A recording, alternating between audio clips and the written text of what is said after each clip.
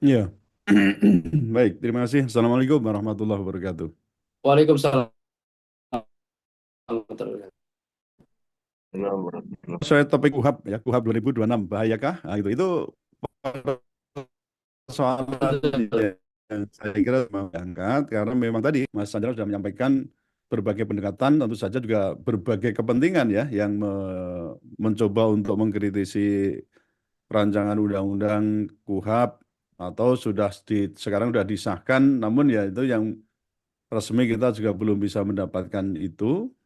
Kalau perlu mestinya sudah ada di nomori gitu ya. Jadi cepet gitu ya. Kita itu langsung betul, betul, dapat Bang. yang mana yang pasti. Karena RKUHP ini kan sebenarnya juga terlalu mendadak ya. Artinya draft terakhir setahu saya itu tanggal 14 November yang lalu.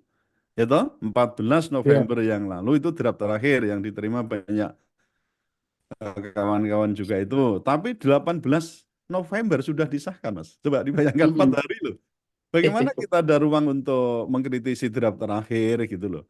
Ini yang jadi masalah artinya sebenarnya ini dari sisi formal ya prosedural itu perlu kita perdebatkan juga mungkin layaknya seperti Undang-Undang Cipta Kerja lalu. Itu Betul. kan tingkat partisipasi dalam arti ini kan dipersoalkan sehingga MK itu menyatakan ini undang-undang adalah inkonstitusional bersyarat kan itu. Nah, ini Mm-mm. juga sangat memungkinkan kalau yang demikian itu RKUHP bisa diajukan ke judicial review itu untuk dipersoalkan mengenai aspek formalnya kan, aspek formilnya itu soal partisipasi rakyat yang kurang. Nah, itu bisa jadi nanti Mm-mm. menjadi inkonstitusional bersyarat. Nah, bisa jadi begitu. Ini misalnya loh, ini kalau mau disoalkan. Artinya itu bukan lalu disebut kemarin kan soal apa-apa namanya mining participation ya. Betul, meaning participation. Ya, yang dianggap itu sudah memenuhi syarat disahkan suatu undang-undang. Ini saya kira juga harus jadi koreksi bersama bahwa tidak bisa semacam itu dalam waktu 4 hari kemudian cepat-cepat lalu RUU itu disahkan.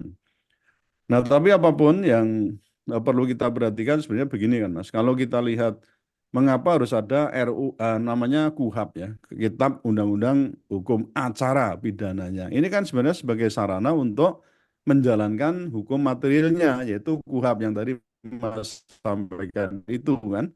Jadi Undang-Undang nomor 1 tahun 2023, maksudnya KUHP ya. KUHP Undang-Undang nomor 1 tahun 2003. Nah, prinsip yang mana yang harus kita pegang ya? Secara filosofis harus kita berpandangan bahwa yang hukum acara pidana itu mestinya kan bergerak seiring dengan arah pemidanaan. Sementara arah pemidanaan di PWI oke sarana pembalasan semata, Mas. Tidak retributif, tetapi sampai pada persoalan yang bisa dikatakan ya bagaimana bisa melindungi masyarakat, kemudian merehabilitasi pelaku, memulihkan hak-hak korban, atau kita sebut dengan namanya rehabilitatif atau restoratif itu. Nah ini kan persoalannya mestinya diarahkan ke sana. Nah, sehingga hukum acara itu harus menjamin ya, keadilan substantif dan mengedepankan martabat manusia ya sebagai prinsip utama yang harus ada di dalam Kitab Undang-Undang Hukum Acara Pidana ini. Nah, apakah ini sudah betul-betul tercermin itu loh? Ini pertanyaan besarnya kan di situ. Karena yang tadi Mas sampaikan itu persoalan misalnya mengenai penahanan, mengenai penangkapan, mengenai penggeledahan, mengenai pemblokiran, betul ya. Mengenai itu Betul, banyak hal yang masih dipertimbangkan karena apa? Persoalan-persoalan itu terutama dalam hal keadaan yang mendesak kan seringkali dikatakan bahwa oh itu bisa dilakukan. Nah, alasan mendesak itu memang di sini disebutkan, betul kan? Alasan betul, mendesak Bang. misalnya di eh, pasal 140 soal pemblokiran misalnya. Di situ disebutkan dalam keadaan mendesak, pemblokiran dapat dilaksanakan tanpa izin ketua pengadilan. Kata mendesak. Kemudian keadaan mendesak sebagaimana dimaksud pada ayat 7 meliputi potensi dialihkannya harta kekayaan, adanya tindak pidana terkait informasi dan transaksi elektronik, telah terjadi permufakatan dalam tindak pidana terorganisasi dan seterusnya itu. Nah, itu kan berarti memang sebenarnya ada pembatasan ya, tapi kadang-kadang secara subjektif itu kan kita bisa eh, curiga, itu maksud saya, bisa curiga terhadap kinerja polisi, mengingat kita, saya kira yakin ya, juga maksudnya juga tahu persis bagaimana kinerja polisi selama ini. Kan ya di era terutama 10 tahun yang terakhir itu ya, ketika di era Presiden Jokowi itu, lembaga penegak hukum namanya polisi itu seringkali dimanfaatkan sebagai alat kepentingan politik penguasa. Bahkan seringkali kita juga menyebut, wah ini bisa jadi kita menjadi negara yang disebut dengan police state ya. Karena apa? Polisi itu dipakai oleh negara atau dalam hal ini pemerintah sebagai alat untuk melegitimasi kekuasaan. Jadi dalam hal ini memang dari sisi sejarahnya polisi itu bisa kita katakan bukan agen yang netral, tetapi selalu di bawah eh, apa namanya campur tangan atau dalam kendali pemerintahan yang sedang berjalan. Nah, kalau kita lihat jejak buruknya itu, Mas ya, misalnya jejak buruk penegakan hukum itu kan banyak sekali terjadi salah tangkap. Lalu ada penyiksaan, ada kekerasan yang sifatnya itu simultan. Padahal di sini kita tahu misalnya di pasal 6 rancangan undang-undang KUHP itu atau yang sekarang disahkan menjadi KUHP itu kan mengatakan bahwa kepolisian mendapatkan mandat untuk menjadi penyidik utama di semua tindak pidana. Nah, ini klausul ini sama enggak yang dipegang Mas itu ya. Nah, ini ada kekhawatiran bahwa itu juga akan menjadi menambah dari proses penegakan hukum yang kadang-kadang kita katakan itu serampangan dan tanpa pengawasan yang jelas. Kita mencatat ya, mulai dari tahun 2013 dulu, ini kalau kita feedback ke belakang, misalnya Kepolisian Daerah Metropolitan Jakarta itu menangkap 4 pengamen di Cipulir. Keempatnya itu kan dituduh melakukan pembunuhan sesama pengamen dengan motif berebut lapa. Mereka itu disiksa untuk juga mendekam di penjara selama kurang lebih dari 3 tahun. Nah ini padahal di akhir ya akhir putusan putusan MA itu mereka dibuktikan ternyata tidak melakukan pembunuhan. Ini kan bisa mulai dari salah tangkap, ada penyiksaan, ada kekerasan ada di situ. Belum lagi perusahaan-perusahaan yang lain, apakah itu orang hilang, korban tindak kekerasan, orang tahanan mati di penjara. Kemudian Mas juga tahu sendiri ada yang disebut dengan extrajudicial killing itu ya, atau Betul. unlawful killing itu berapa banyak. Ya, itu pelakunya polisi, meskipun itu kan ada Densus ya, tapi kan juga itu namanya polisi kan di situ. Nah, Prof, jadi maaf Prof, saya potong ya, maaf Prof. Eh, ini Prof kebetulan pembicara Satwa Yudi ini kan lagi di bandara nih Prof. oh begitu. Kalau berkenan Prof, saya potong dulu sebentar. Ah. Saya alihkan dulu ke beliau Prof. Oh begitu. Ya silakan, Karena silakan. mau Ya. mau ini katanya mau take off gitu. Oh silakan Mas Wahyudi. Halo Satwa Yudi. Halo. Aduh, mohon maaf, Prof. Ya, Lagi. Waalaikumsalam. Wah, lah malah terbang baik.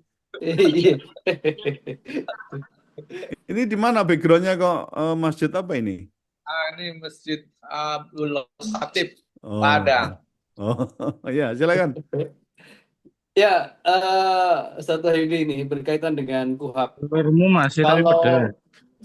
Ini Kalau punya sebagai ahli pemerintahan yang malang melintang di bidang pemerintahan, kira-kira pendapat Satwa Yudi sendiri bagaimana berkaitan dengan KUHP ini? Iya, KUHP ini memang dilema ya. Pertama memang dari segi kacamata pemerintah yang baik. Memang aparat pemerintahan mestinya diberikan kewibawaan dengan berbagai kewenangan yang baik, yang luas, yang besar. Tapi memang harus terkontrol dan terukur. Sehingga tidak terjadi potensi abuse of power. Nah, kalau kewenangannya dibuat lebih kecil, tentu akan menyulitkan aparatur untuk bertindak. Makanya kadang-kadang dibutuhkan diskresi itu, karena kalau kalau mengikuti aturan itu kan biasanya agak sulit ya, kaku gitu. Nah, di lapangan itu yang butuh diskresi. Tetapi ada persoalan seriusnya adalah di sumber daya manusianya. Sumber daya manusianya itu yang paling persoalan serius itu kan ada persyarat tuh SDM itu. Dia harus profesional, tapi sekaligus juga amanah. Artinya dia secara kinerja itu profesional, punya keilmuan, punya skills, dan amanah itu dia harus punya morality yang tinggi dan tingkat integritas yang tinggi. Nah, di titik inilah saya melihat bahwa di saat hari-hari ini kita akan mendapatkan dilematis karena eh, aparat penegak hukum mereka memang sesuai dikategorikan profesional di bidang hukumnya, ya, di bidang uh, profesinya, tetapi dalam konteks amanahnya ini yang secara faktual itu membuat kita harus berpikir ulang untuk memberikan kewenangan yang lebih besar kepada para aparat tersebut.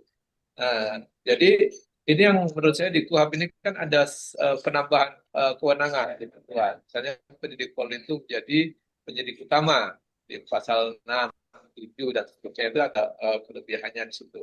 Belum lagi ada frase yang diberikan diskresi itu dalam keadaan mendesak. Nah, itu juga memberikan ruang tersendiri kalau dia aparatnya itu punya moralitas yang bagus, yang baik, tentu akan digunakan dengan baik, dengan uh, integritas yang bagus, dengan standar akuntabilitas bahwa dia tidak akan melakukan uh, penyelewengan dengan interpretasinya atau subjektivitasnya. Tapi ketika dengan kondisi hari ini, kita tentu justru agak mempertanyakan hal itu ketika kita akan memberikan kewenangan itu sesuai KUHP yang baru ini dengan beberapa fase yang berlebih seperti itu. Sebenarnya kita tahu bahwa misalnya kalau kita bicara aparat penegak hukum yang di bidang kepolisian, ini kan sedang disorot tajam. Bahkan baru-baru ini di Sumut misalnya, polisi memeras polisi misalnya. Ini kan kalau kita lihat sesama aparat itu bisa sedemikian rupa saling memeras. Apalagi kalau bukan aparat gitu. Sebagai warga biasa tentu tidak punya power atau tidak punya kekuasaan, tidak punya kekuatan. Itu justru akan lebih mudah ditindas, lebih mudah diperas dan seterusnya. Nah, ini menurut saya disitulah dilemanya. Jadi KUHP ini seperti pisau bermata dua. Dia diberi kewenangan lebih, tetapi dia akan memberikan dampak yang lebih represif kepada publik atau mengurangi hak-hak sipil publik. Tapi kalau dia tidak diberi kewenangan lebih, yaitu dia akan kesulitan menghadapi tingkat kriminalitas hari ini yang begitu tinggi. Nah, celakanya tingkat kriminalitas tinggi itu kan bukan lahir begitu saja. Kalau kriminalitasnya itu muncul baru sebagian, maka bisa dikategorikan hanya kasuistik. Tapi hari ini kan tingkat kriminalitas itu masif. Apalagi kalau dikaitkan dengan tindak pidana korupsi, ini sudah nampaknya negeri ini, bangsa ini sangat mencintai tindakan koruptif. Mulai dari level pejabat tinggi sampai yang paling rendah. Dari pusat sampai ke daerah. Dan tingkat kriminalitasnya juga bukan hanya dilakukan oleh orang-orang yang level lapangan, level bawah, tetapi sudah level dari yang tinggi, terpelajar, sampai kepada yang level grassroots. Nah, ini yang menurut saya ada persoalan seriusnya di situ. Selain ada di sistem hukum kita ada celah, SDM kita juga ada masalah. Jadi ini menimbulkan titik rawan penyalahgunaan kewenangan atau abuse of power. Di satu sisi kontrol masyarakat akan makin melemah ketika tindakan ataupun kewenangan aparat diberikan lebih besar. Nah, disitulah ingin mewujudkan konteks pemerintahan yang baik itu menjadi lebih rumit. Karena pada dasarnya pemerintahan itu hadir itu adalah karena Allah atau Tuhan yang menciptakan manusia dan alam semesta ini, menciptakan manusia itu tidak sendirian. Dia menciptakan bukan hanya dua, tapi begitu banyak. Yang itu perlu diatur. perlu diatur agar interaksi mereka jadi tertib, teratur, aman, tidak membuat kekacauan dan eh, kriminalitas yang tinggi. Nah, untuk mengatur itulah diperlukan aturan atau undang-undang. Nah, dengan undang-undang itu bagaimana melaksanakannya diatur lebih rinci lagi dalam KUHP bagaimana berprosesnya itu. Nah, disitulah menurut saya karena konteksnya seperti itu, maka dimanapun pemerintahan itu memang membutuhkan undang-undang atau aturan untuk menjadi pegangan dia dalam rangka menjalankan pelayanan, menjalankan tugasnya, menjalankan amanahnya. Nah, amanah pemerintah dalam konstitusi itu kan 4, melindungi segenap bangsa dan seluruh tumpah kemudian mencerdaskannya, kemudian mensejahterakannya, yang terakhir ikut melaksanakan ketertiban dunia. Nah, dari 4 ini kan menjadi kewajiban semua itu yang akan melaksanakan siapa? Yang paling penting, yang paling bertanggung jawab dalam melaksanakan amanah konstitusi itu yaitu eh, pemerintah sebagai representasi negara. Nah, pemerintah ini yang dijalankan oleh siapa? Oleh aparatnya. Nah, aparatnya siapa? Di antara aparat yang paling menonjol dalam penegakan aturan, dalam mengatur adalah ya tadi aparat penegak hukum. Nah, aparat penegak hukum ini yang menurut saya jadi persoalannya di situ. Karena dalam praktek hari ini justru banyak aparat penegak hukum yang justru tidak menegakkan hukum dengan baik. Justru dia melakukan abuse of power, justru menggunakan kewenangannya untuk bukan melindungi masyarakat, tapi memeras masyarakat. Bahkan bukan memeras masyarakat aja, memeras temannya sendiri. Saya pikir di situ persoalan yang besarnya adalah bagaimana kita bisa melakukan edukasi kepada publik, di satu sisi terkait dengan pelaksanaan hukumnya, di satu sisi memang kita punya persoalan serius dalam konteks penyelenggara penegak hukumnya itu, yaitu aparat yang harusnya menegakkan hukum, dan itu ada persoalan seriusnya di SDM. Di sisi lain, hukumnya ada celah, di SDM-nya aparat sendiri ada masalah dalam konteks tingkat integritas maupun dari segi amanahnya. Kalau dari skill saya kira tidak ada masalah, secara profesional mereka bisa dilatih, bisa dididik, bisa diberikan pengalaman, experience. Jadi aparat itu kan untuk bisa menciptakan mereka profesional itu minimal 3 komponen bisa diberikan kepada mereka. Pengetahuan atau keilmuan, yang kedua adalah dari pelatihan atau dibangun skills-nya, yang ketiga baru kita lihat dari segi integritasnya. Nah, kalau itu bisa bagus, itu kita akan mendapatkan orang-orang aparat yang profesional. Nah, di samping itu dengan masa waktu yang jalan, dia akan punya experience dan punya pengalaman. Dengan pengalaman itu menambah skills dan wawasannya. Nah, disinilah kalau menurut saya ada persoalan seriusnya adalah kita bagaimana menciptakan aparat keamanan atau aparat penegak hukum yang dia punya pengetahuan, profesionalitasnya tinggi, keterampilannya tinggi, wawasannya tinggi, pengalamannya tinggi. Dan satu harus dipadukan yaitu dengan integritas yang tinggi atau kalau dalam bahasa agamanya amanah. Di situ saya kira Bung Chandra persoalannya dengan KUHP itu justru ada celah dan juga ada persoalan aparat TSDM kita yang memang perlu kita siapkan lebih jauh. Baik, terima Begitu, kasih Bung Ustadz Wahyudi atas penjelasannya. Baik, saya beralih kepada Profesor Rusteki. Prof, izin Prof. Halo Chandra, dengar suara saya nggak? Siap, siap. Gimana? Suara saya Pak Alkatiri. Kok nggak Siap, keluar? kedengaran. Gambarnya kok nggak keluar ya? Gambar nggak keluar. Jadi suara di situ juga nggak ada ya saya itu. Ini suaranya terdengar kok, Bang. Suaranya terdengar. Ya udahlah, kita ngomong aja deh nggak apa-apa ya. Baik, Iya. tidak apa-apa. Mungkin itu Saya videonya ada belum tapi- ditekan itu kali. Sudah Oh, ditekan, tapi ini problem laptopnya. Saya kan cepet-cepet pulang rumah tadi. oh begitu. Karena dari ini pertemuan dengan Pak Jimli masalah Ya. baru pulang.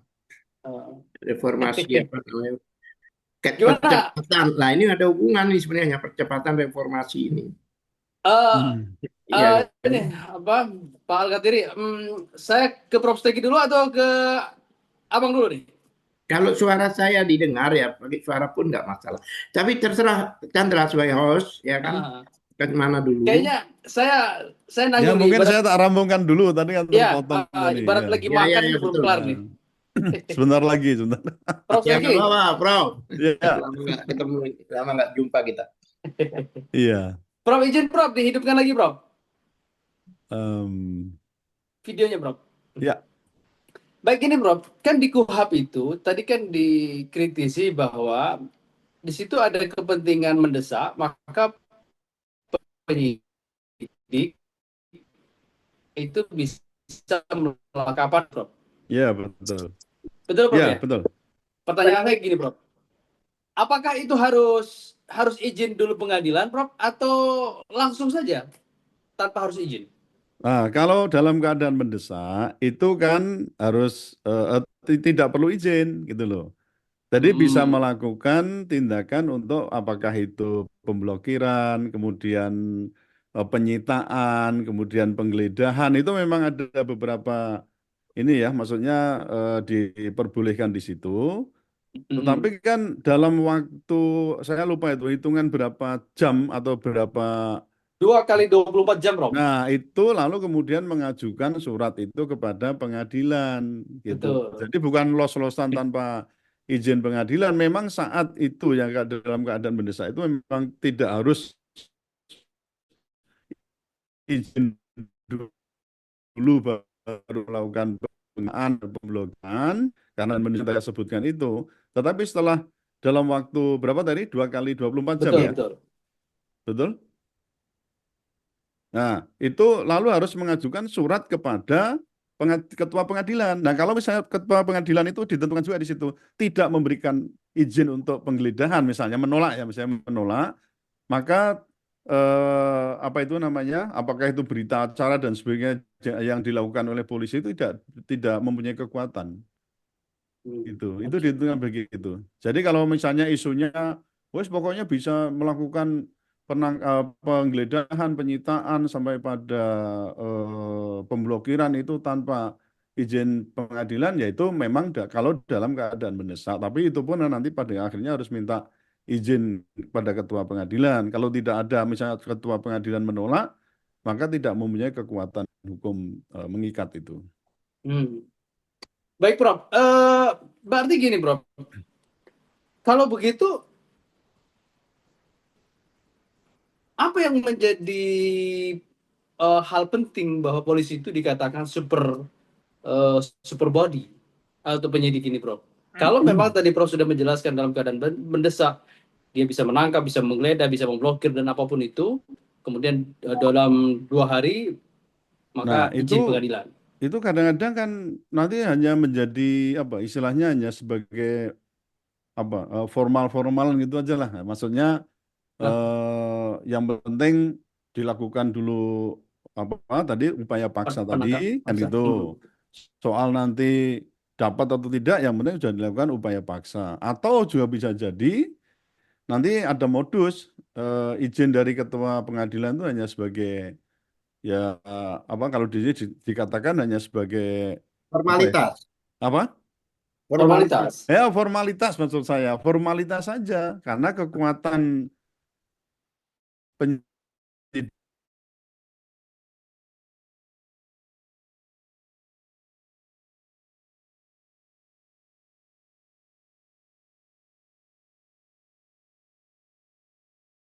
bisa dikatakan super body di situ. Bahkan kita juga melihat di KUHP ini kan ada 2 organisasi yang berebut kepentingan kan di situ, yaitu ada kejaksaan dan ada kepolisian. Nah, kita tahu sendiri itu ini bisa dikatakan ya 2 gajah ya sedang berseteru nanti yang jadi korban siapa ya kita ini ya artinya masyarakat itu bisa menjadi korban. Gini, Prof. Eh, kan kalau misalnya tadi polisi dalam keadaan mendesak bisa melakukan penangkapan dan kemudian nanti dapat izin dari pengadilan, tadi disebutkan sebagai sebuah syarat formalitas. Pertanyaannya adalah hal apa yang menyebabkan, hal apa yang harus dilakukan atau apakah diperlukan adanya institusi baru untuk menilai diskresi tadi, Prof, dalam keadaan mendesak tadi? Sebenarnya pengadilan itu sudah cukup ya Mas untuk sebagai lembaga yudisial, artinya ada pengawasan yudisial gitulah ya. Sebenarnya Mm-mm. makanya ketika ditanyakan apa sih landasan filosofisnya, mengapa harus ada izin ketua pengadilan. Ini kan Mm-mm. sebagai landasan filosofis yang bisa dikatakan sebagai alasan untuk pengawasan supaya tidak bisa dilakukan semaunya gitu loh. Mm-mm. Tadi bagaimana kalau pengadilannya formalitas, Prof? Nah, itu kan sudah menjadi, berarti kalau sudah demikian kan ya terjadi kong-kali-kong antara kepolisian dengan pengadilan gitu loh. Tapi sebenarnya kalau kita lihat secara filosofis ya itu, kenapa kok harus ada izin dari ketua pengadilan supaya polisi itu tidak melakukan kewenangannya itu secara membabi buta atau sewenang-wenang. Karena selama ini kan juga kita tahu sendiri dalam hal apakah itu menangkap, menetapkan tersangka dan seterusnya itu atau maaf tadi ya upaya paksa itu dilakukan kan kadang itu SSK ya istilahnya itu suka-suka kami. Nah itu yang supaya ada pengawasan yudisial yang cukup maka mestinya ada izin dari ketua pengadilan negeri. Oke, Prof. Bukankah KUHP yang sekarang, Prof, itu hampir sama dengan KUHP yang lama, Prof? Tadi diberikan kewenangan menangkap, kewenangan memblokir, menggeledah, dan segala macam. Kira-kira begitu nggak, Prof? Ya? Ya sebenarnya kalau tadi kita katakan ya persoalan yang mendesak tadi yang kemudian menjadi bisa sangat subjektif kan di situ. Itu yang menurut saya perbedaannya di situ. Sehingga kalau kita lihat perkembangannya, ya itu tadi, ini sebenarnya sebuah perkembangan, tapi kalau itu dimanfaatkan secara subjektif oleh kepolisian, ya saya katakan tadi bisa SSK, ya suka-suka kami untuk menafsirkan apakah ini mendesak atau tidak. Tapi tadi saya katakan ketika harus kemudian beberapa hari kemudian itu harus mengajukan izin pada kepolisian, kepada pengadilan, itu dikatakan sebagai sarana untuk pengawasan. Hmm. Eh, Kalau tadi sesuai dengan penjelasan Prof, kalau begitu kenapa di berita itu seolah-olah KUHP yang saat ini begitu menakutkan dibanding dengan KUHP yang lama? Ya, karena pengalaman yang sudah ya. Jadi kan tadi Hmm. sudah saya mengatakan bahwa terjadi banyak orang hilang, korban tindak kekerasan, salah tangkap, penyiksaan, ada kekerasan di dalam penjara, apa dari dalam tahanan dan seterusnya. Itu jumlahnya tidak hanya sedikit, banyak sekali. Nah, dari situ ketika kewenangan polisi itu diperluas, diperlebar atau mungkin taruhlah itu menjadi super body, itu kan menakutkan juga itu. Kan siapa yang tidak takut?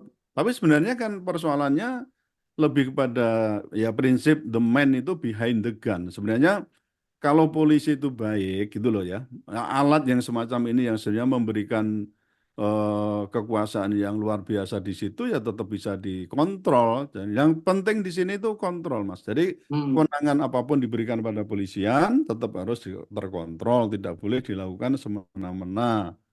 Maka apakah itu koordinasi, kemudian juga persoalan pengawasan secara yudisial itu harus menjadi hal yang sangat penting, tidak diserahkan kewenangan itu secara menyeluruh tanpa ada pengawasan gitu. Baik, Prof. Ini pertanyaan saya sebelum saya terakhir beralih Hmm. ke Bang Alkatiri. Sebelum beralih, saya 2 tahun yang lalu saya punya gagasan bahwa eh, kewenangan penyidikan atau penegakan hukum dari kepolisian itu dipisah, Prof. Polisi sekali sebagai pihak apa istilahnya penjaga keamanan, ketertiban, mengayomi, Mm-mm. tapi satu sisi juga sebagai penegakan hukum. Iya betul. Dia punya senjata sama seperti militer, gitu ya. Tapi juga dia punya selain senjata, punya kewenangan penegakan hukum yang tidak dimiliki oleh yang lain. Nah, Hmm. pertanyaannya adalah gagasan yang sudah saya lontarkan 2 tahun lalu terkait dipisah. Oke, polisi penegakan apa keamanan eksekutif, tapi kewenangan penegakan hukum itu dicabut, lalu didirikan instansi baru yang dia tidak memiliki Berarti apa semacam ada senjata. lembaga investigasi baru gitu atau bagaimana? Betul, lembaga Hmm. penegakan hukum yang baru Hmm. gitu. Prof. Ya, Nah, itu supaya dia tidak super body begitu, Prof. ya betul. Tapi menurut saya juga tadi saya tergantung pada kepemimpinan juga ya. Lalu artinya juga tergantung pada orang. Sistem itu sebenarnya kan meskipun kurang, tapi ketika orangnya itu baik ya, kulturnya baik, kan begitu Mas. Itu bisa kok Betul, diarahkan. Bro. Artinya untuk membentuk sistem peradilan atau dalam hal ini mulai dari penyelidikan, penyidikan yang baik. Tapi kalau sudah sistemnya rusak, orangnya rusak, integritasnya nggak ada, ya sistem yang terbaik pun akan tidak bisa bermanfaat secara baik, ya, tidak bisa berjalan dengan baik. Iya. Tapi gagasan tadi saya kira juga bisalah dipertimbangkan. Artinya memang polisi itu ya lebih baik konsentrasi pada Harkam Tipmas kan itu. Jadi Betul, betul. pemeliharaan dan juga keamanan dan ketertiban. Amanan. Nah, Ya. sebenarnya kalau di penegakan hukum langsung bisa aja kan dipegang kalau di film-film barat ya di Amerika itu kan bisa langsung kepada jaksa ya, artinya jaksa wilayah atau apa itu tidak di polisi Betul, bisa sih betul, melakukan betul sekali, Bro. diberi kewenangan tidak sampai pada persoalan yang penegakan hukum gitu. Tapi yang paling apa lebih diberikan kewenangan itu pada jaksa atau di sana disebut dengan jaksa wilayah macam itu loh. Gitu. Atau mungkin Betul, dibentuk betul sekali, lembaga Bro. Gitu. investigasi sendiri, gitu. Betul, Bro. Jadi dibentuk lembaga penegakan hukum yang terpisah dari kepolisian. Jadi yang punya senjata jangan digabung dengan penegakan. Itu kan agak betul-betul super power begitu, super body begitu. Jadi Ya misalnya senjata itu kan paling banter pentungan karena kan betul, memang polisi meskipun itu melakukan ketertiban ya penertiban ya sebagai sarana untuk menertibkan masyarakat juga tetap ada simbol kekerasan namanya pentungan. Nah, tembak itu betul, kemungkinan mestinya tidak dilakukan kan itu. betul, betul, Nah, betul. ini yang maksudnya senjata ya, senjata api misalnya. Tapi Mm-mm. memang satu hal dimanapun Mas, itu polisi itu memang diberikan kewenangan untuk melakukan kekerasan dalam batas tertentu, ya. Tidak kemudian melakukan pembunuhan, apalagi menembak sampai mati dan seterusnya itu mestinya sangat dihindari. Tapi dalam hal ini memang jadi dilema juga loh Mas. Kalau seorang polisi yang berhadapan dengan penjahat misalnya, kemudian tidak punya senjata apa-apa, misalnya harus menahan atau dalam dalam arti itu menghadapi penjahat yang brutal misalnya, terus mau pakai apa?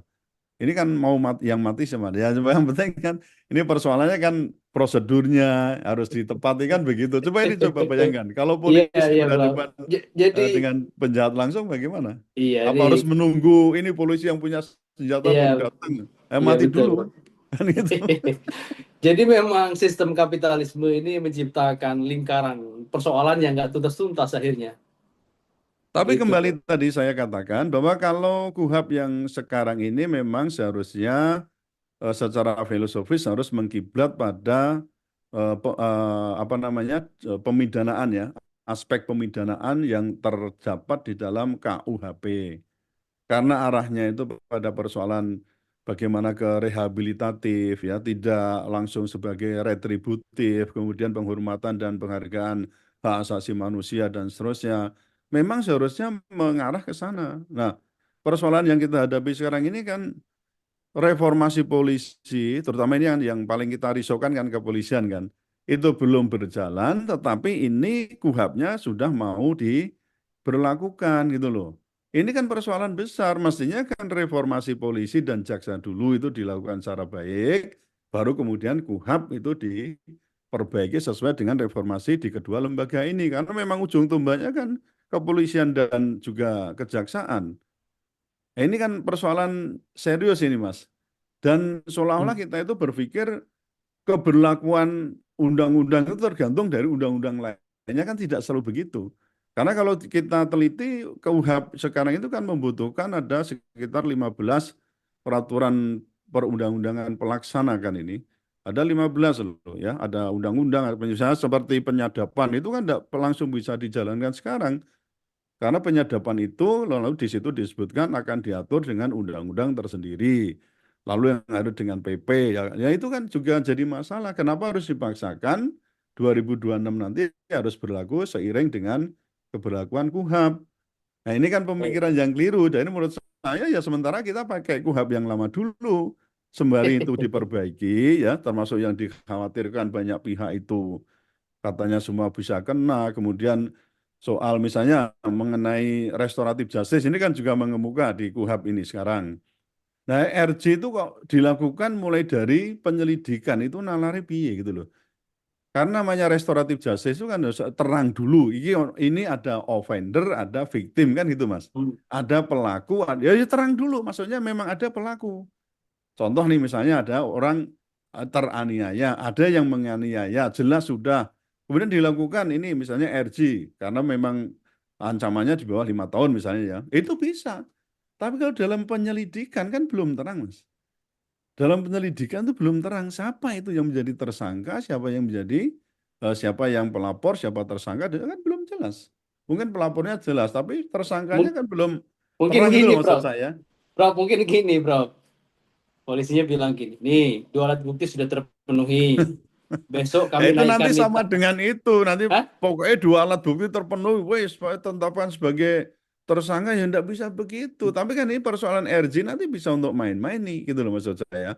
Ya kita kan bisa aja curiga di situ. Iya, iya. Nah makanya kan Oke. waktu beberapa kali itu saya mengatakan begini, mestinya RJ, betul kan ya? RJ itu selalu dalam bentuk sistem, namanya RJS, Restoratif Justice System. Tidak bisa dilakukan secara sendiri atau mandiri. Maksudnya semua kegiatan yang bisa dilakukan RJ oleh polisi harus ada laporan ke jaksa. Kemudian memang betul itu, saya kira sudah diarahkan ke sana, lalu RJ itu harus mendapatkan penetapan pengadilan. Itu Mas, kalau prinsipnya semacam itu ya itu bisa mengurangi subjektivitas ya, itu bisa. Tetapi kalau misalnya tidak ada apa istilahnya sampai pada penetapan pengadilan, nah itu ya ada kemungkinan juga untuk sebagai main-main kan gitu. Nah jadi ini persoalan RJ memang jadi masalah tersendiri kalau dimulai dari sejak Iya. penyelidikan karena itu belum Kan artinya RJ kemungkinan harus ada secara penetapan pengadilan. subjektivitas Ya. itu ya. Mana Mas? RJ Halo? harus ada penetapan pengadilan, Bro. Iya, kalau di sini RJ. kan dilacu ya pasal 87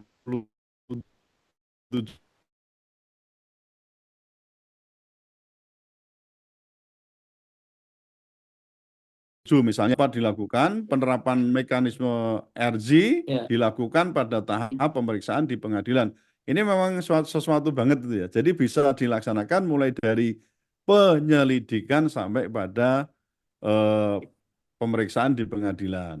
Oh, jadi tahap penyelidikan RJ-nya harus ditetapkan oleh pengadilan, Bro, ya, penyelidikan. Ya seharusnya begitu dong, supaya Atau itu hanya pada terkontrol. saat sudah disidangkan yang Gimana? disebut dengan Ini misalnya, hanya penetapan loh, bukan ini hanya ditetapkan. Jadi hasilnya RJ itu mestinya ditetapkan oleh pengadilan. di tingkat penyelidikan. Saya mengharapkan begitu. Ini belum saya baca secara lengkap untuk RJ itu, tapi seharusnya memang itu ada penetapan pengadilan supaya terkontrol. Oh, oke. Ya, Oke, Bro. kalau nanti ego sektoral nanti tidak terkontrol. Yang selama ini terjadi tidak terkontrol, Mas. Betul. Jadi artinya kepolisian melakukan RJ, lalu kejaksaan juga bisa melakukan RJ. Ini dua organisasi ini yang sudah berkali atau ribuan, bahkan sudah ada ribuan kasus yang dilakukan RJ. Tapi ketika tanpa penetapan pengadilan ini masalahnya, maka itu akan cenderung untuk bisa disalahgunakan, bisa artinya bisa kong kaling kong dan seterusnya.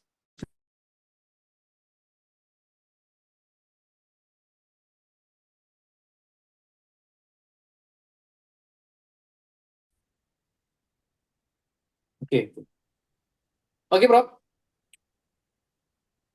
Bro, saya geser dulu, Bro, ya. Putus. Saya geser dulu ke Pak. Silakan. Bang Ya. Abdullah Al-Qadiri. Bang Abdullah Al-Qadiri.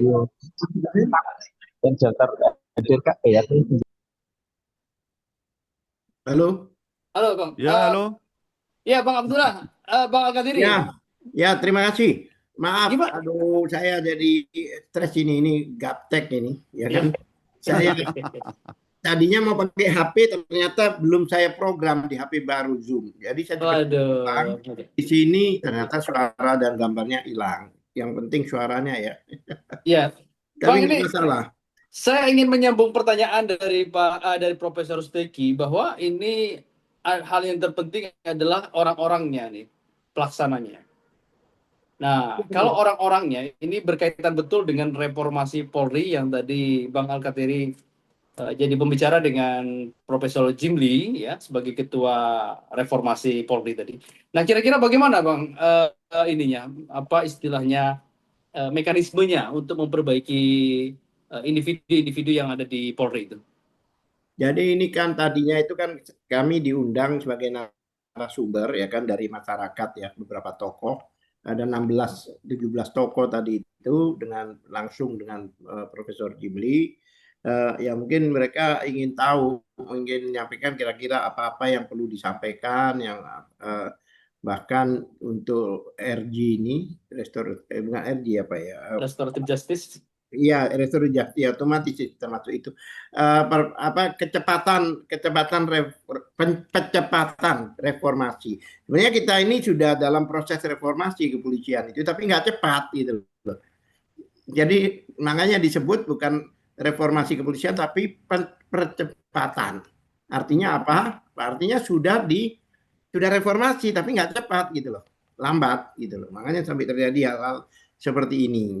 Nah, satu hal lagi, tadi dibicarakan hampir mirip-mirip seperti ini kan. Kewenangan-kewenangan itu sebenarnya tergantung pada mental dan moral Ya, sebenarnya. betul. Ya kan? Sekarang walaupun aturannya jelas, semuanya jelas, tapi kalau niatnya itu bukan penegakan hukum yang benar, yang objektif, yang fair, ya percuma juga. Kan, ya kan? Kalau masalah untuk izin pengadilan ini karena dari dulu memang begitu. Sering saya dilihat di dalam berkas perkara dan sebagainya itu, loh ini kok duluan penyitaannya dulu. Itu sudah biasa, jadi bukan Iya. sesuatu yang baru gitu loh. Ya kan? Ini kok sudah. Nah, jadi banyak hal-hal ya kadang-kadang memang harus orangnya dulu yang dirapikan. Kalau aturannya sih sudah bagus gitu loh, ya kan? Tapi memang masalah kemarin itu kan banyak diduga kriminalisasi ya. Ini yang berbahaya memang tuh penyitaan, pensanderaan, perekaman apa istilahnya itu pemblokiran dan sebagainya itu memang sensitif banget. Padahal walaupun itu sudah ada ketentuannya, ada aturannya, mereka itu masih melakukan soalnya diskresi, kan aneh. Diskresi itu adalah jika tidak diatur, gitu loh. Kalau istilah agama ijtihad lah diskresi. Nah, kalau sudah diatur dia mengeluarkan diskresi kan nggak nyambung. Tapi karena awam ya masyarakat ini terlalu awam dan tidak protes masalah-masalah itu, jadi seolah-olah itu adalah proses yang wajar. Contohnya mereka tidak paham. Contohnya kemarin itu saya mendampingi klien nih RRT ya, Richmond Roy, dan itu kan kami juga lawyernya, ya kan. Tiba-tiba disodori kan ini kan tersangka ini orang-orang ini ya sebelumnya tiba-tiba disodori berita acara sumpah. Nah ini kan apa arahnya? Saya bilang nggak usah tanda tangan, saya bilang, iya kan. Apa tujuannya? Tujuan nanti mereka tidak dihadirkan tapi tinggal dibaca aja gitu. Nah itu kan Berita acara sumpah apa itu? apa? Berita acara sumpah apa? Ya seolah-olah mereka itu berita acara di BAP itu disumpah. Saya juga heran, mereka ini kan saksi bukan ahli, aku bilang. Gitu loh. Itu bisa. saya tahu tujuannya lah, karena ya kita kan juga ahli hukum juga, Prof. Iya, betul. Kita kan juga paham, ya kan. Kadang-kadang mereka itu nganggap kita ini swasta gitu loh, yang heran gitu. Saya bilang kalau kita ngomong-ngomong kita ini petugas negara juga seperti mereka. Iya, advokat kan penegak hukum. Iya, kita di bawah undang-undang. Berapa kali kita katakan, kita juga di bawah Mahkamah Agung gitu loh. Ya kan? Jelas ya, waktu itu terus hal-hal yang mereka lakukan itu seolah-olah hanya mereka yang tahu, hanya mereka yang paham. Dia bilang jangan begitu, kami itu mitra kalian. Kami itu adalah penegak hukum. Cuma bedanya sama kalian itu cuma apa sih? Undang-undang kami punya. Hmm. Kami punya apa yang menaungi yaitu Mahkamah Agung. Bedanya kami itu tidak ada pangkat aja di pundak kita gitu loh. Ya itu aja. Ya seandainya ada pangkat mungkin banyak orang-orang yang mungkin sudah bintang 3 gitu artinya. Kalau seandainya kita berpangkat. Tapi ya jadi banyak hal-hal Prof ya. Jangankan undang-undang yang sudah jelas. Pasal-pasal sudah jelas pun dilanggar. Hmm. Pasal sudah jelas dilanggar. Coba bayangkan. Ini kan ada Prof, kemudian ada ahli hukum pidana juga dalam arti siapa Chandra ini kan paham. Ya kan? Coba bayangkan, ada delik aduan dicampur dengan pidana umum. Kan nggak masuk akal. Yang melapor beda, deliknya beda, apa istilahnya lokusnya beda, tempusnya beda, ya kan? Sama dengan menggabungkan antara pencurian motor dengan pemerkosaan. Ya kan? Pemerkosaan di tempat lain, pelakunya orang lain, ya kan? Ini motor lain dijadikan satu di SPDP-nya dan ini sudah pelanggaran KUHP itu. Seharusnya apa namanya tidak bisa jadi satu. Sehingga kan kita curiga ya, karena saya sekarang ini maunya nanti yang benar-benar yang berhubungan dengan ijazah nanti bakal mundur, yang maju yang bukan masalah ijazah. Lah ini khawatir gitu jadi kayak arisan di kopiok gitu. Ya kan? Jadi ada ujaran kebencian, kemudian ada penghasutan, nggak masuk akal gitu loh. Pasal-pasalnya tadi saya ngomong di sana. Ini ada hubungan juga ya karena ini dengan KUHP ya. Nah, jadi aturan-aturan mereka ini kan dikatakan tadi jika keadaan terpaksa. Dari dulu kan begitu.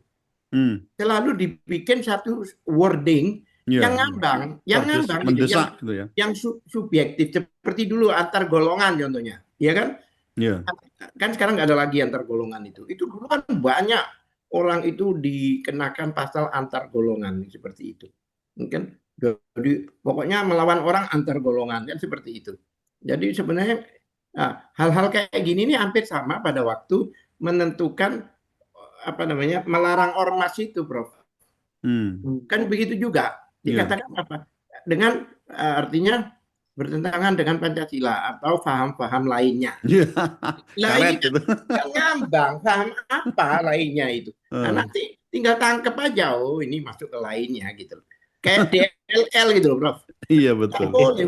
Hukum itu kan punya kepastian. Namanya kepastian hukum. Nah dengan lainnya itu kan sama dengan DLL. Betul. Ya? Nggak ada ayam, ikan. Kalau nggak ada ikan, daging sapi. Kalau nggak bisa begitu. Nah, itulah. Jadi istilahnya kita ini sudah terlanjur tidak percaya gitu. Kalau sudah terlanjur tidak percaya ini bingung juga. Makanya mahasiswa turun ke jalan waktu rancangan itu masih dibuat. Hal-hal yang seperti ini, ya kan? Kemudian sebenarnya aturan-aturan ini kan harus pakem gitu loh. Kalau bicara agama ini ya kalau sudah diatur di Al-Qur'an ya itu sudah gitu loh. Nggak boleh dikembang-kembangkan gitu loh. Dikembangkan kalau tidak diatur kan begitu. Nanti ini subjektivitas itu. Apalagi nanti dari daerah satu daerah lain akan beda. Jadi sebenarnya kita ini ya dengan adanya reformasi percepatan reformasi dan sebagainya yang tadi saya terlibat sebagai narasumber itu juga perlu dipertanyakan juga gitu loh. Yang direformasi itu apanya, sistemnya, ya kan, lembaganya, orangnya. Saya pikir harus ada prioritas loh. Karena ini nggak bisa langsung gitu. Kalau menurut saya orangnya, menurut saya. Sekarang penyidik kadang-kadang kalau kita tanya, loh ini kok begini? Ya Pak, perintah atasan. Itu kan yang diatur di dalam undang-undang itu, ya kan? Itu adalah penyidik, bukan atasan penyidik. Coba lihat, ada ketentuan, ada perkap, pasal apa? Manajemen penyidikan. Nggak ada manajemen atasan, itu nggak ada. Jadi penyidik itu mempunyai apa istilahnya itu, mempunyai hak penuh. Makanya diaturlah dengan manajemen penyidikan. Ya kan? Baik Bang, Abang Dah. Tadi kalau Abang Dah sudah menyebutkan bahwa di KUHP ini ada diskresi dan sebelumnya juga ada di KUHP lama juga ada diskresi begitu ya. Berarti dapat kita simpulkan sebetulnya isi KUHP baru dengan KUHP lama tidak jauh berbeda mungkin begitu, Bang. Begini, dulu bahkan ya kan tidak ada aturan dua kali 24 jam, nggak ada dulu malam. Masih Apa? Nggak, artinya untuk mendapatkan penetapan itu loh. Iya. Itu nggak Betul, ada. betul. Sekarang ada 2 kali 24 jam kayak tamu masuk kampung aja harus lapor kan gitu. Betul. Jadi sebenarnya begini, artinya pada waktu pembuatan undang-undang itu seharusnya itu stakeholder itu dilibatkan gitu loh. Ya kan? Ya walaupun memang katanya dilibatkan, tapi kok bisa kecolongan kalau menurut saya gitu loh. Gitu loh. Seperti organisasi advokat ya kan konon kabarnya. Lah, kalau memang ini tidak ada masalah dan perubahan-perubahannya itu tidak benar-benar berdampak, nggak akan ada demo. Ngapain demo? Iya. Dengan adanya demo itu kan sudah kasat mata bahwa ada problem. Ada yang kedepannya tidak akan menguntungkan masyarakat. Itu jelas itu. Oke. Ya, Bang Alkathiri, kalau Ya. misalnya tadi reformasi Polri itu pada individunya supaya baik, apa yang sebetulnya mesti dilakukan supaya individu-individu ini baik? Ya, pengawasan harus diperketat. Fungsi-fungsi Maksudnya Kompolnas maksudnya? ya, di antaranya eksternal maupun internal. Jangan hanya sekedar simbol aja gitu loh. Ya kan? Eksternal maupun contohnya, kalau Kompolnas itu berfungsi dengan baik secara tupoksinya betul-betul sebagai pengawas, ya mereka nggak akan berani. Ya, pengawas tapi tidak bisa memberikan sanksi. Ya itu masalahnya. Itu Ya, masalahnya. dulu ada propam tuh. Kemudian fungsi kontrol eksternal kayak DPR RI contohnya, khususnya Komisi 3 contohnya. Ya kan? Ya. Komisi 3 ini kami itu melaporkan untuk minta audensi masalah orang yang dugaan kriminalisasi ijazah palsu ini. Kita minta RDP, kita minta audensi sudah 5 bulan yang lalu. Tidak direspon. Ya terus kemana lagi kita minta berlindung? Kita minta perlindungan dan kita minta apa? Kebijakan. Seharusnya mereka dengar dong. Minimal undanglah mereka. Baik itu terlapor maupun pelapor. Kemudian ditemukan, selesai seharusnya dari kemarin-kemarin itu. Ya, tapi kalau mereka nggak mau, kemudian mereka tidak mau tahu, itu kan big question mark kan? Tanda tanya besar, ada apa ini? Kan begitu. Katanya wakil rakyat. Tapi kenapa kok tidak tidak sensitif gitu loh. Tidak responsif terhadap permintaan. Saya itu berkali-kali saya kirim surat itu tidak direspon. Nah, kalau pengawasan model gini, ya bagaimana? Ya, seenaknya kalau itu orang-orang itu melanggar aturan-aturan itu. Baik, jadi gini Bang, tadi kan bahwa individu Polri mesti dibenahi, harus ada pengawas, ada Kompolnas, ada Propam kan. Propamnya sendiri pada zamannya Sambo juga terlibat tuh. Pertanyaan saya gimana cara menciptakannya itu? Apakah ini hanya persoalan individunya, mentalnya tadi, atau Jadi, mungkin atau apa gitu loh? Jadi gini loh Pak, Kompolnas itu harusnya itu di bawah kementerian yang secara struktur, contohnya kementerian bukan pimpinannya ya, tapi secara struktur instansinya, lembaganya itu di bawah kementerian Polhukam contohnya, ya kan? Dan apa konsekuensinya? Kalau mereka itu tidak menuruti atau mengabaikan instruksi arahan dari Kompolnas ini, ada sanksinya. Kan sanksinya apa coba kalau Kompolnas sudah memberikan nasihat contohnya sesuai keinginan kita, terus mereka tidak mengikuti, apa sanksinya? Orang kalau bikin aturan tidak ada sanksinya, itu zong. Coba Cuma sudah saya peringatkan, sudah saya arahkan. Iya, rekomendasi. Iya, rekomendasikan. Nggak bisa. Kalau mau Anda, kalau nggak benar ya kalau perlu turunkan pangkatnya atau ditindak dan sebagainya karena tidak mengikuti arahan. Jadi tidak mempunyai, kalau istilahnya itu, kalau putusan Mahkamah Agung itu deklaratif bukan eksekutorial gitu. Cuma dikatakan itu milikmu titik, tapi nggak suruh balikin gitu. Ya kan? Nah itu menurut saya itu. Jadi ya apa ya? Lah siapa lagi yang akan memikirkan ini kalau bukan kita-kita, bukan ahli-ahli ini. Gitu.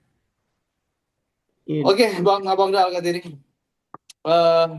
Ada lagi yang sampaikan berkaitan dengan reformasi Polri ini? Lah reformasi Polri ini jelas saya tadi juga masukkan, tolonglah saya bilang, saya kasih pilot project, saya bilang bagaimana caranya reformasi ini menyelesaikan masalah ijazah palsu ini, pilot project gitu. Saya terpaparkan kok. Sekarang kebayang nggak itu pasal-pasal yang dikenakan itu? Ya, jelas 30, 311 delik aduan. Pertanyaan saya. Ya kan, 310 itu ada 3 pasal, 3 ayat. Ayat ketiganya, demi kepentingan umum maka tidak dapat dipidana. Itu jelas. Ini kepentingan umum, orang-orang ini masa pribadi, nggak ada kepentingan pribadi kok.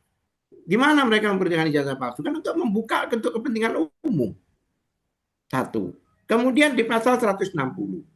Itu sejak tahun 2009 dengan putusan MK nomor 7 tahun 2009, itu sudah delik material. Tadinya formil penghasutan itu. Dulu ada orang menghasut, bakar mobil itu atau robohkan apa gitu, pukul polisi itu aja sudah kena delik. Tapi sejak tahun 2009 dengan adanya nggak bisa. Kalau contohnya bakar mobil itu terus ada yang bakar lah, itu baru kena, ada dampak. Tapi dampak itu sesuai dengan hasutan itu. Tapi kalau dibilang bakar mobil itu, tapi dia ngerobohkan pohon katanya, nggak bisa. Oh itu gara-gara ini nggak bisa. Itu. Tapi biasanya kan di dalam, kalau kita mau datang ke polisi, selama ini Bang Chandra juga tahu, itu namanya klarifikasi dulu. Nah itu ditanya, unsurnya kena nggak, mentrenya ada nggak, pasalnya pas nggak. Kalau memang itu tidak bisa, tidak ada mentrea, pasalnya tidak kena, deliknya tidak kena, harus ditolak. Ini diterima. Terus Anda masih mengharapkan apa gitu? Seharusnya udah di-reject. Satu. Terus ada lagi pasal tadi dikatakan pasal ini sekalian aja untuk pencerahan yang lain. Ya, untuk pasal 28 ayat 2. Dulu ada namanya antar golongan, itu ada. Dulu itu SARA. Sekarang nggak ada. Ini udah nggak ada lagi sekarang. Sekarang tinggal SARA aja. Dulu banyak orang, baik itu aktivis, ustadz, kena antar golongan ini. Karena antar golongan ini adalah narasi apa ya, karet, bisa ditarik kemana-mana. Sekarang jelas, ya kan, di situ makanya penghasutan, ujaran kebencian berdasarkan. Lah, walaupun orang itu melakukan ujaran kebencian, walaupun dia itu menghasut, tapi kalau tidak berdasarkan, ini nggak kena. Deliknya itu masuk setelah kata-kata berdasarkan. Gitu. Berdasarkan apa? Agama, ras, etnis, warna kulit, cacat mental, cacat fisik. Udah, nggak ada dan lain-lain. Nggak ada ijazah, itu nggak ada di situ. Dikenakan pasal itu, kebayang nggak? Kan nggak. Seharusnya ditolak dari awal. Karena nggak ada unsurnya, itu nggak ada. Satu. Menarik lagi, yang ketiga. Ada lagi, dulu yang undang-undang, ingat nggak yang kita sering ribut nomor 146 itu? Yang kebohongan yang menimbulkan keonaran, itu kan sekarang nggak ada lagi. Itu diakomodir di KUHP ini. Di KUHP ini diakomodir itu, ya kan? Yang menimbulkan apa? Kerusuhan lah, apalah. Gitu. Itu kemudian lex spesialisnya diatur di pasal 28 ayat 3 kalau menggunakan IT, ya kan, jika orang melakukan apa namanya kebohongan yang menimbulkan keonaran. Dulu itu keonaran itu fiktif, bukan fiktif ya, keonaran itu di medsos, Jadi orang ribut, berdebat dan itu menurut dia keonaran. Tapi sekarang nggak lagi. Sekarang ini nggak lagi. Jadi menurut Undang-Undang Nomor 1 tahun 2024 yang baru ini, yang perubahan ini, ya kan, yang dimaksud keonaran itu adalah fisik, dan itu dipertegas dengan putusan MK 105 tahun 2024. Jadi nggak bisa lagi. Dulu kan orang-orang ketangkep kan gara-gara keributan di medsos. Nah, pasal ini tadinya ada pasal ini keonaran yang menimbulkan, di drop, nggak ada lagi. Setelah saya sering menggaungkan, kalau pasal ini dikenakan, kalau bohong menimbulkan keonaran, berarti aslinya mana dong? Tunjukkan bahwa kita bohong. Lah, karena arahnya itu ke ijazah, di drop nggak ada lagi. Oke. Ya itulah, itu supaya tahu ya masyarakat. Jadi istilahnya, intinya bagaimana masalah mental. Bukan mereka itu nggak tahu loh. Kalau mereka itu melakukan kesalahan, penyidik-penyidik itu tahu. Apa mau diatur di mana? Ya harus ada sanksi. Satu, yaitu diperketat. Irwasum benar-benar bekerja, Propam benar-benar bekerja, Wasidik benar-benar bekerja secara tupoksinya. DPR RI, Komisi 3 benar-benar menjalankan fungsi dan peranannya yang sesuai dengan amanat yang diberikan oleh rakyat. Sekarang kan muter-muter. Oke, lapor ombudsman ke sana. Satunya lagi Komnas HAM. Sudah kami rekomendasikan. Terus saja muter-muter seperti itu. Nggak ada kan, untuk apa lembaga ini dibentuk hanya isinya rekomendasi? Harus ada sanksi. Agak sedikit. Oke. Bisa ditegaskan kembali apa yang perlu direformasi ini? Yang perlu direformasi orangnya, Pak. Balik kan? Nah, iya, bukan ketentuannya. Kalau pisau aja kalau Bapak lihatkan di dapur sampai kiamat tetap di dapur. Begitu orang pakai bisa untuk bunuh orang. Iya kan? Masa yang salah pisaunya? Ini orang-orang berarti Polri-nya perlu ngaji semua ini. Betul. Apalagi yang begitu, Iman takwa itu tadi ya. Dikasih umpan-umpan, contohnya terpaksa, keadaan terpaksa, itu kan umpan-umpan aja. Iya betul. Iya kan? Nanti Iya. semuanya ditarik terpaksa sama dia. Kayak apa? Paham-paham lain itu. Itu kan pasal karet itu. Artinya subjektivitasnya tinggi. Bukan karet lagi, Pak. Permen karet itu, Pak. Maaf, sama job sedikit lah. Iya. Baik, ini Bang Alkat ini saya geser dulu ke Prof. Steki. Prof, kira-kira menurut Prof kesimpulannya, tadi kan berkaitan dengan diskresi, dalam keadaan mendesak, polisi bisa melakukan apapun, baik di KUHP lama maupun di KUHP baru. Apa ya, maksud saya, gimana cara mengerem diskresi itu? Iya, kalau kita pertimbangkan misalnya di pasal 18 Undang-Undang Nomor 2 Tahun 2002, yaitu Undang-Undang tentang Kepolisian Negara Republik Indonesia. Di situ sebenarnya ada jelas ya disebutkan bahwa untuk kepentingan umum, pejabat Kepolisian Negara Republik Indonesia itu dalam menjalankan tugas dan wewenangnya dapat menggunakan pertimbangan sendiri.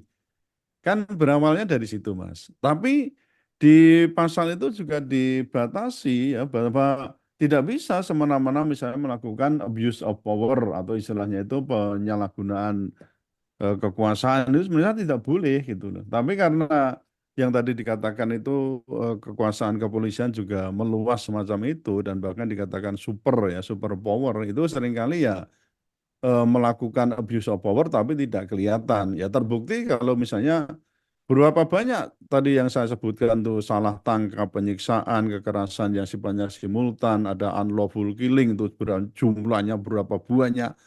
Tapi itu juga tidak sekaligus membuat polisi itu jera, dalam arti selalu saja dari waktu ke waktu muncul yang namanya salah tangkap, penyiksaan, kekerasan yang sifatnya simultan.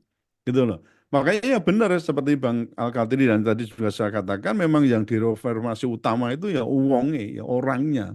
Jadi perilakunya, integritasnya itu yang harus diperbaiki. Dari mana itu ya? Saya kira mulai dari pendidikannya ya, apakah di SPN ya Sekolah Polisi Negara atau mungkin juga di Akpol dan seterusnya itu memang harus ada perubahan yang besar-besaran ya, bagaimana membentuk orang-orang yang memang punya integritas yang tinggi. Kalau dulu Inggris itu punya yang disebut dengan English gentleman kan itu kan, punya integritas, orangnya jujur, bersih, tidak mudah disuap ya, juga pekerja keras dan seterusnya. Itu yang waktu itu mampu menambal bolong-bolongnya hukum di Afrika ketika Inggris menjajah di Afrika.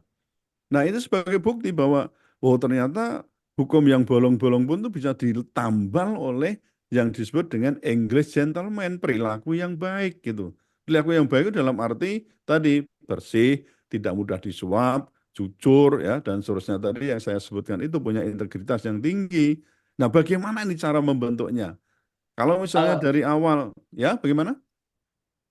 lanjut Bro, lanjut Bro, lanjut. Ya, kalau dari awal misalnya pendidikannya, tadi saya katakan apa itu di SPN maupun di Akpol itu tidak beres misalnya, ya rekrutmennya juga tidak beres. Banyak umpama ya ini yang terdengar kan begitu ya, banyak manipulasi-manipulasi atau mungkin banyak titipan atau mungkin juga artinya kurang bersih itulah ya. Mulai dari inputnya yang kita dengarkan banyak begitu. Itu kan justru dari awal sudah kita katakan di situ ketidakjujuran ya. Mestinya harus jujur ya, tidak merugikan orang lain dan juga adil. Itu memang harus ditekankan dari sana. Nah, itu juga tidak bisa baik ketika misalnya di keluarganya tidak didik untuk jujur, berbuat baik dan adil kan tuh Mas. Kan dari sebenarnya kita berawal dari lingkungan kecil dari keluarga kalau kita mau tarik lah.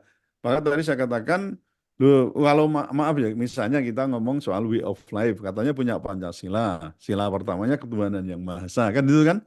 Nah, ini apa tidak ngefek gitu loh. Jadi mau Pancasila mau apa? Nah, mesti, kalau ini ditarik, saya yakin tuh di KUHP itu mesti ada kata Pancasila. Ya toh? Tapi belas tidak ngefek.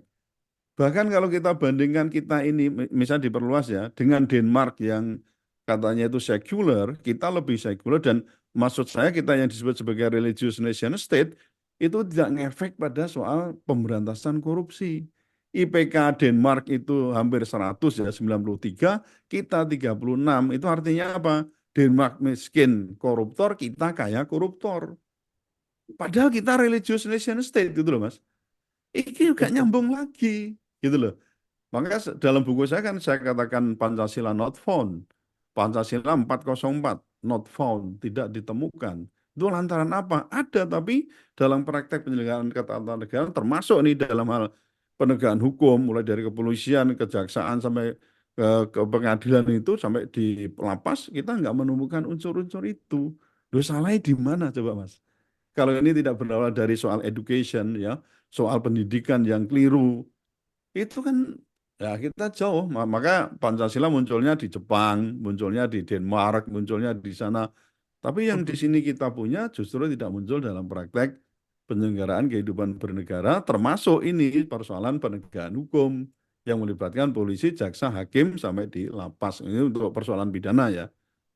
Nah, jadi yang tadi saya sampaikan memang betul-betul itu menohok ya dari tahun ke tahun tadi persoalan jejak buruk penegakan hukum itu selalu muncul. Yang tadi saya sebutkan salah tangkap, penyiksaan, kekerasan dalam penjara, maksudnya dalam tahanan, berapa yang mati sampai di unlawful killing atau extrajudicial killing itu kok selalu saja itu terjadi. Apa ini tidak jadi pelajaran maksud saya?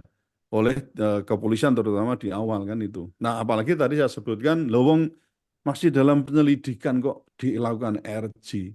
Itu kan potensi ruang gelapnya kan di situ. Dalam arti kan transaksional, Mas. Wong wong belum kan misalnya baru penyelidikan saya dipanggil Mas umpama loh ya. Masuk ini ada kasus loh Mas ini yang Mas kemarin saya tawanan ke Mas itu kan itu skenario-nya adalah di RG Mas.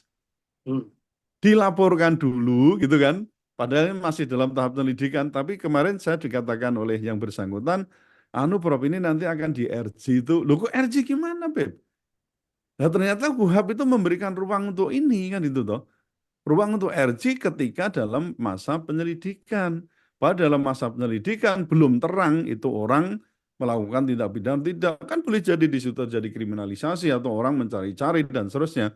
Maka saya katakan lebih baik ya kalau sudah penyidikan atau mungkin bahkan di akhir suatu perkara dilakukan RJ, yes. Tapi ketika masih dalam penyelidikan itu dilakukan RJ, wah itu potensi untuk transaksional, potensi untuk main gelap-gelapan di situ, ya suap dan macam-macam, oh tinggi sekali. Itu yang saya katakan kalau tidak dilakukan pengawasan, ataupun kalau dilakukan pengawasan, kalau kita terjadi kong-kali-kong, apa yang terjadi, Mas? Wong saiki apa doe mikir toh? Oh, Iya, oke, iya, bisa betul, Prof. dilaporkan ke kejaksaan, jaksaannya sama polisi ini main, piye, bar. Ya enggak bisa. Iya. Makanya balik lagi ke orangnya kalau satu orang ya rusak, Mas. Harus sistem juga, orangnya maksudnya banyak. Bukan hanya oknum, tapi ini yang bagaimana orang-orang yang di situ memang di setel jadi baik gitu. Tapi kalau hanya orang satu ya disingkirkan malah hilang Iya, iya. kan itu. Baik, Prof. Ya, aduh. Jadi beginilah, ini kita hargai lah ya, KUHP yang baru kita hargai, Iya. jelas karena ada memang perbaikan-perbaikan tadi ya, kepersoalan RJ-nya ada, lalu Iya. advokat juga mempunyai, saya kira juga punya apa, untuk pendampingan kepada klien itu dimulai dari awal sampai akhir, juga ada jaminan-jaminan yang lain itu, saya kira juga itu perlu dihargai lah. Cuma persoalannya memang ada beberapa yang berpotensi, tadi loh Mas, potensi besarnya untuk apakah itu menyasar orang yang mestinya belum ditangkap, sudah ditangkap atau maksudnya cukup misalnya dengan dua alat bukti, kemudian orang itu ditetapkan sebagai tersangka. Nah, alat bukti itu bisa dibuat, kan itu. Artinya datangkan ahli saja, ditambah satu keterangan atau apa, sudah. Nah, itu kan gampang banget tuh menetapkan seorang. Ini kalau nggak ada pengawasan judicial, apa itu istilahnya, Mas? Judicial scrutiny ya itu ya, kalau nggak salah ya. Scrutiny ya itu kalau nggak salah. Jadi soal pengawasan ya, pengawasan judicial, saya lupa itu istilahnya. Ya, itu berbahaya. Maka harus dalam setiap tahap itu pengawasan judicial, apakah itu terutama dari pengadilan itu menjadi salah satu pengendali supaya apa yang dilakukan kepolisian tidak melebar, tidak dilakukan SSK tadi ya, suka-suka kami itu. Baik, Prof. Saya bergeser ke Bang Algatiri. Barangkali ada closing statement. Ya, artinya begini. Kita lihatlah nanti KUHP itu seperti apa pelaksanaannya. Apakah seperti yang kita prediksi seperti sekarang, apa memang objektif lah pelaksanaannya. Kalau memang itu tidak bagus dan artinya itu memang banyak merugikan rakyat, dan ya kita JR ke MK. Udah gitu aja. MK sekarang kayaknya objektif kok. Kita JR dengan fakta-fakta itu kan. Iya. Ya kan? Maksudnya masih ada langkah hukum yang kita bisa lakukan. Iya. Gitu, Prof. Ya, Baik. setuju. Terima kasih Profesor Steki, kemudian Abangda Algatiri, kemudian Ustadz Wahyudi. Jadi kesimpulannya mengerucut bahwa perlu ada reformasi Polri dalam hal ini adalah kepada individu-individunya dalam konteks pelaksanaan begitu ya, atau kemudian mental pribadinya dalam konteks pelaksanaan KUHP ini. Begitu. Baik, terima kasih banyak Profesor Steki, Bang Algatiri, Ustadz Wahyudi, terima kasih. Sampai jumpa di edisi selanjutnya. Saya cukupkan sekian. Terima kasih banyak. Assalamualaikum warahmatullahi wabarakatuh. Waalaikumsalam warahmatullahi wabarakatuh. Ya, salam hangat untuk